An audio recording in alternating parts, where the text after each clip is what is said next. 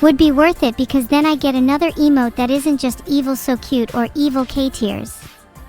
And if you don't, then you'll just be disappointing only me. I swear to God if Vidal has location baits in the game today.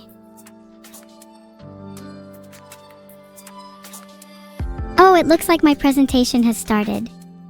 Welcome everyone! Where do I even start? Well, the title, Why We're All Going to Hell, Slapping Karma and Prison, should give you a clue as to where I'm heading with this.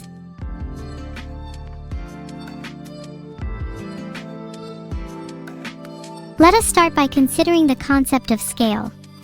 Do any actions have an inherent moral scale?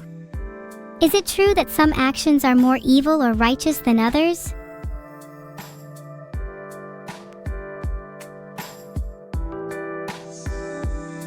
When we judge an action to be evil, how do we as a society even decide on what is significant? Are small acts like jaywalking or stealing always less noteworthy than homicide or arson? Or should the universe just punish everything equally? After all, if every decision has significance, who's to say what's really worthier of judgment?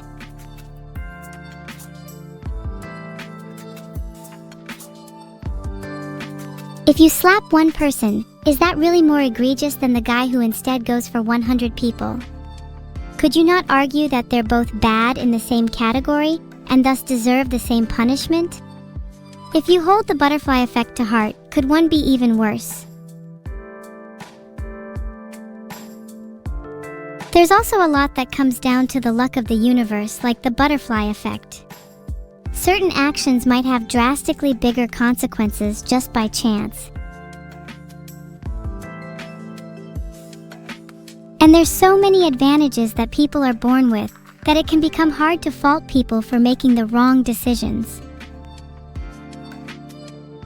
Should someone born with low intelligence be punished for not being able to understand the consequences of their actions?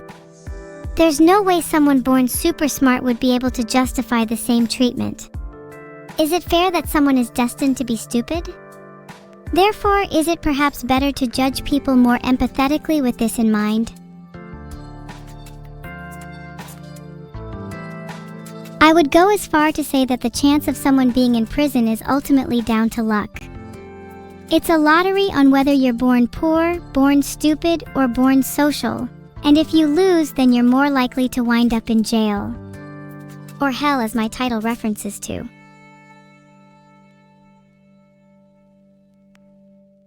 Look at karma.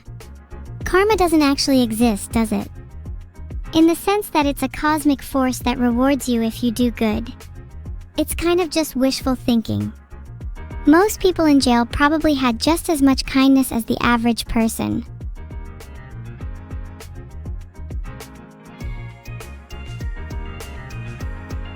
And likewise, doing bad doesn't always lead to bad. The most heinous of crimes are so often unpunished by the universe because our world just does not operate on a strict set of rules. The world is fundamentally chaotic and there's nothing you can do to change that.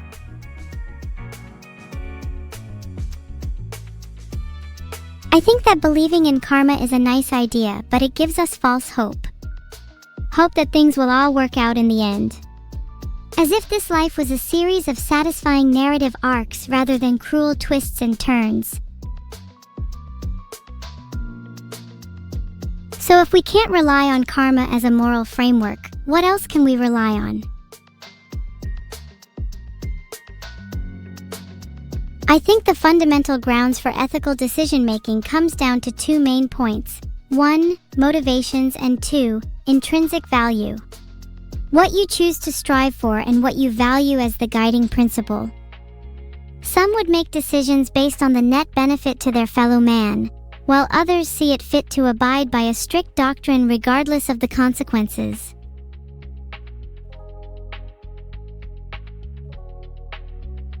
When I'm being especially evil, I like to stick to the doctrine of doing whatever benefits me the most regardless of the consequences.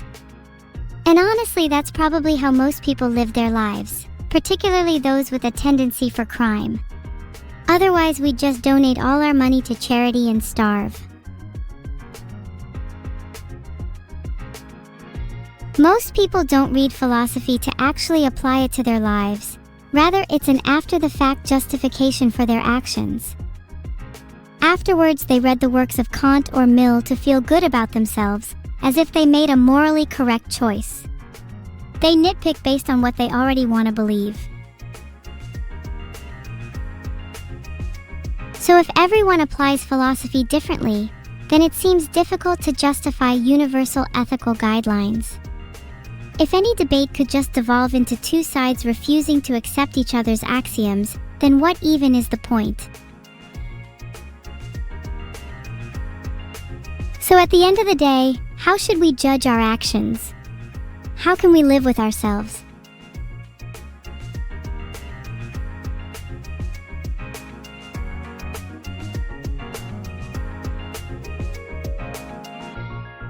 I think there will be an inherent unfairness to everything. No matter how much we rationalize, our judgment will always be skewed by some other factor. But that doesn't mean it's not something we should strive for. We should always try and seek justice, no matter how unattainable it may seem.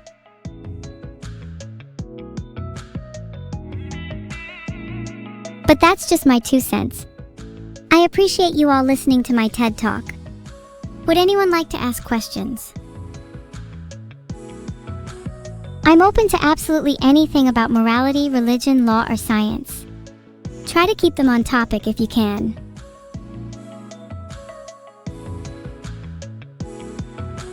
Can I restart my presentation?